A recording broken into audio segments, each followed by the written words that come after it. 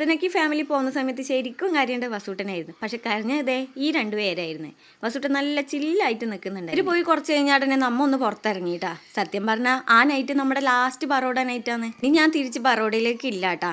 അതുകൊണ്ട് ഒന്ന് ചില്ലാക്കാൻ വേണ്ടി ഒരു കൂൾ ബാറിലോട്ട് വന്നതാണ്. ഇത് ആംബിയൻസിലെ കൂൾ ബാർ വീട് ഉണ്ട് എന്ന് ഞാൻ ഇപ്പം വന്നിട്ട് അറിയുന്നത്. അങ്ങനെ കണ്ടുപിടിച്ച് വരുമ്പോഴേക്ക് ഞാൻ തിരിച്ച് പോകാനുമായി. വസൂട്ടൻ കാര്യമായിട്ട് മെനു കാർഡിലെടുത്ത് നോക്കുന്നുണ്ട്. വസൂട്ടൻ തൊട്ടത് ഏതോ ഷെയ്ക്കിലാണ്. പക്ഷെ ആള് പറഞ്ഞു വേണ്ടേ അത് ഇച്ചിച്ചാന്ന്. ഇച്ചിച്ചാന്ന്. കൈ കിട്ടാത്ത സമയത്ത് വസൂട്ടിന് അതൊക്കെ ഇച്ചിച്ചാന്ന് തിന്നൂടാത്ത സാധനമൊക്കെയാണ്. പക്ഷെ കൈ കിട്ടിയ ആൾ ഒരാൾക്ക് പോലും തരൂല കേട്ടാ.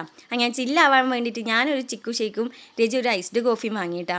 ചിക്കു ഷേക്ക് കുടിച്ചു നോക്കണം. എന്തോ ഒരു അപാകത. വെല്ലും ഏലക്കായ ഇട്ട് ഉണ്ടാക്കിയ ഷേക്ക് പോലെ തോന്നി. ഒരു പായസത്തിൻ്റെയൊക്കെ ചവ.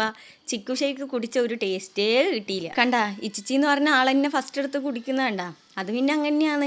ഐസ്ഡ് കോഫി വലിയ കുഴപ്പമൊന്നും ഉണ്ടായില്ല. പക്ഷെ ചിക്കു ഷേക്ക് വായിൽ വെക്കാൻ കൊള്ളൂലായിരുന്നു. അതുകൊണ്ട് നമ്മൾ കുറച്ച് ഫ്രഞ്ച് ഫ്രൈസ് കൂടി വാങ്ങിയിട്ടാ. ഫ്രഞ്ച് ഫ്രൈസിന് റേറ്റിന് ഒട്ടും കുറവില്ലെങ്കിൽ ക്വാണ്ടിറ്റി നല്ല കുറവായിരുന്നു. പൈസ മുതലാക്കണ്ടേന്ന് വെച്ചിട്ട് കുറച്ചൊരു പേര് ഞാൻ ആ ഷേക്ക് കുടിച്ചിട്ടുണ്ട്. ഫുള്ളൊന്നും കുടിച്ചില്ല കേട്ടാ. പിന്നെ അതിന് ശേഷം പിറ്റേന്ന് ട്രെയിനിൽ അയക്കാൻ വേണ്ടി കുറച്ച് ഫ്രൂട്ട്സ് കൂടി വാങ്ങാന്ന് വെച്ച് ഫ്രൂട്ട്സ് കൂടി വാങ്ങാൻ വന്നു. അങ്ങനെ എൻ്റെ ലാസ്റ്റ് നൈറ്റ് ആയിരുന്നു കേട്ടോ ഇത്.